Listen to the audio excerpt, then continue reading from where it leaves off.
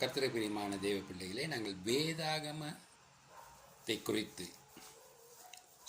சுவிசேஷத்தை குறித்து நாங்கள் பார்க்க போகிற முக்கியமான ஒரு விஷயம், சுவிசேஷத்தை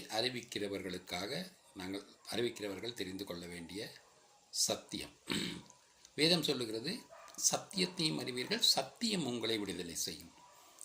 இயேசு கிறிஸ்து சொல்கிறார், நானே வழியும் சத்தியமும் ஜீவனமாக இருக்கிறேன்.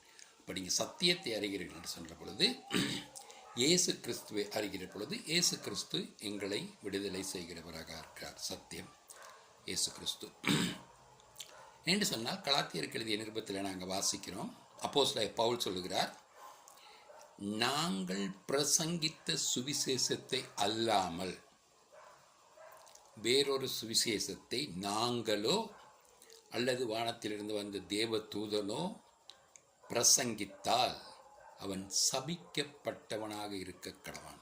இப்போ நாங்கள் பிரசங்கிக்கிற சுவிசேஷம் அப்போஸ்தலனாகிய பவுல் பிரசங்கித்த சுவிசேஷம் அல்லாததாக இருக்குமானால் அது சாபத்துக்குரியது என்று வேதம் தெளிவாக சொல்லுகிறது. கர்த்தருக்கு பிரியமான தேவ பிள்ளைகளே, நீங்கள் அப்போஸ்தலர் நடவடிக்கைகள் 26ஆம் அதிகாரம் எடுத்து வாசிக்கிற பொழுது, அநேகமாக 16ஆம் வசனத்திலிருந்து நீங்கள் வாசிக்கிற பொழுது, கர்த்தராகிய இயேசு கிறிஸ்து அப்போஸ்தலனாகிய பவுலை சந்திக்கிறார். அவர் சவுல் அந்த நேரம் சந்திக்கிற பொழுது அவர் என்ன சொல்லுகிறார் என்பதை நீங்கள் வாசித்து பாருங்கள். அங்கே தான் இயேசு கிறிஸ்து அப்போஸ்தலனாகிய பவுலிடத்திலே இயேசு கிறிஸ்து சொல்லுகிற பொழுது, முச்செடியிலே அக்கினியிலே அந்த சுவிசேஷத்தை அவரிடத்தில் கொடுத்தார். அதாவது அவருடைய இருதயத்திலே அவருடைய வார்த்தைகளை எழுதினார். அப்போ சுவிசேஷம் அப்போ சொல்கிற நேரம் இயேசு கிறிஸ்து என்ன சொல்கிறார், அவர்கள் என்னை பற்றும் விசுவாசத்தினாலே பாவ மன்னிப்பையும் பரிசுத்தமாக்கப்பட்டவர்களுடைய சுதந்திரத்தையும் அடையும்படிக்கு சாத்தானுடைய அதிகாரத்திலிருந்து தேவனுடைய ராஜ்யத்துக்கும் இருளிலிருந்து ஒளிக்கும் அவர்கள் திரும்பும்படியாக அவர்களுடைய மன கண்களை திறக்கும்படியாக உன்னை அனுப்புகிறேன். அப்போ என்னன்னு சொன்னாக்க, இந்த உலகத்தில் சாத்தாண்ட ராஜ்யம் இருந்தது, இயேசு கிறிஸ்து அந்த ராஜ்யத்தை முறியடித்துட்டார். இப்போ நாங்கள் தெரிந்து கொள்ள வேண்டிய முக்கியமான விஷயம், நாங்கள் இருளில் அல்ல ஒளியில் இருக்கிறோம், சாத்தாண்ட அதிகாரத்தில் அல்ல தேவனுடைய ராஜ்யத்தில் இருக்கிறோம். இதை தெரிந்து கொள்ளும்படியாக மன கண்களை திறக்கும்படியாக தான் அப்போஸ்தலனாகிய பவுலிடத்தில் சுவிசேஷத்தை அறிவிக்கும்படியாக இயேசு கிறிஸ்து அவரை அனுப்பினார். இதே நீங்கள் 2 கொரிந்தியர் 4ஆம் அதிகாரத்தை எடுத்து வாசிக்கிற நேரம் 4ஆம் வசனத்திலிருந்து, தேவனுடைய சாயலாயிருக்கிற இயேசு கிறிஸ்துவின் மகிமையின் சுவிசேஷத்தின் ஒளி பிரகாசமாயிராதபடிக்கு, யாருக்கு? அவிசுவாசிகளுக்கு பிரகாசமாயிராதபடிக்கு இப்பிரபஞ்சத்தின் தேவன் அவர்களுடைய மனக்கண்களை குருடாக்கினார்.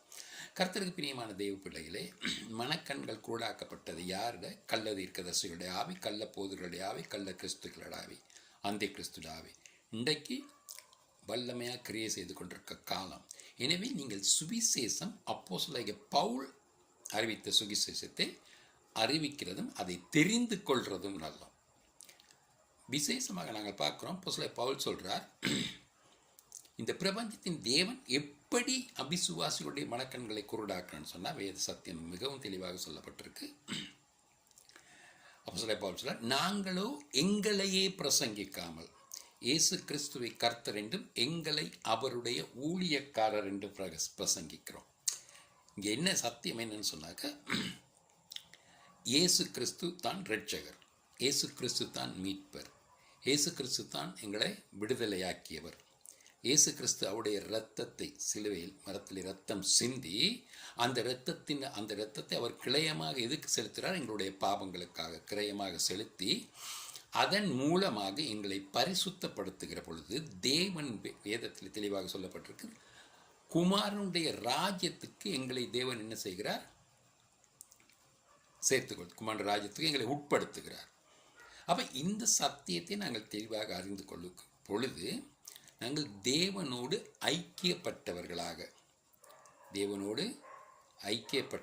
இருக்கிறோம். காரணம் என்னன்னு சொன்னால், சுவிசேஷத்தின் ஒளி பிரகாசமாக இராதவர்கள் பிரமாணங்களுக்கு கீழ்ப்பட்டவர்கள். இப்போ நியாயப்பிரமாணத்தின் நீதியை நிறைவேற்றிய இயேசு கிறிஸ்துடைய ஆவி உங்களுக்குள் இருக்கிறது. சுவிசேஷம் என்ன சொல்லுகிறது?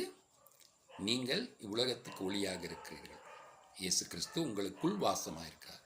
நீங்கள் பரிசுத்த ஆவியினால் முத்திரை போடப்பட்டிருக்கிறீர்கள். பிதா குமாரன் பரிசுத்த ஆவியினாலே ஞானஸ்தானம் எடுத்திருக்கிறீர்கள். நீங்கள் பிதாவை அறிவீர்கள், குமாரனை அறிவீர்கள், பரிசுத்த ஆவியை அறிவீர்கள்.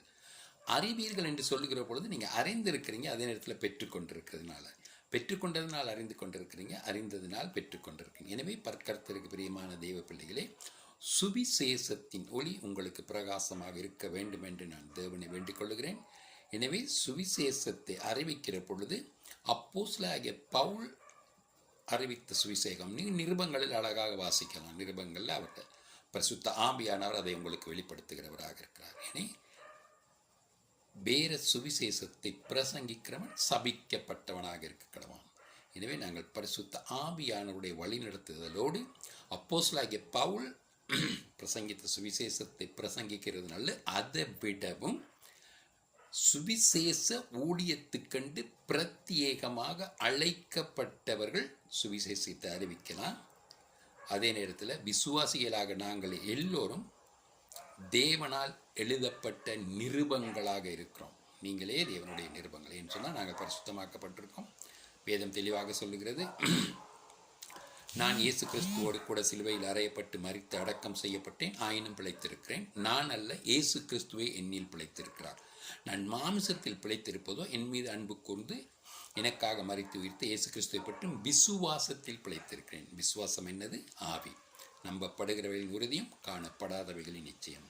அந்த விசுவாசத்தினால தான் நாங்கள் தேவன் வானத்தையும் பூமியும் சிருஷ்டித்தார் என்று அறிந்து கொண்டோம். ஆவில தான் அறிந்து கொண்டோம். இயேசு கிறிஸ்துவை பற்றும் விசுவாசத்தினாலே எங்களுக்கு பாவ மன்னிப்பு இருக்கிறது என்று விசுவாசத்தினாலே அறிந்து கொண்டோம். எனவே விசுவாசத்தினால் நீதிமான் பிழைப்பான், கிரியையினால் நீதிமான் பிழைக்க மாட்டான். எனவே கர்த்தருக்கு பிரியமான தேவ பிள்ளைகளே, ஆண்டவருடைய சுவிசேஷத்துக்கு நாங்கள் கீழ்ப்படிவோம். சத்தியத்தை நாங்கள் அறிகிற பொழுது அந்த சத்தியம், அதாவது இயேசு கிறிஸ்து எங்களை விடுதலை செய்கிறவராக இருக்கிறார். ஆமென். கர்த்தருடைய பரிசுத்த நாமத்துக்கு மாத்திரம் மகிமை உண்டாவதாக.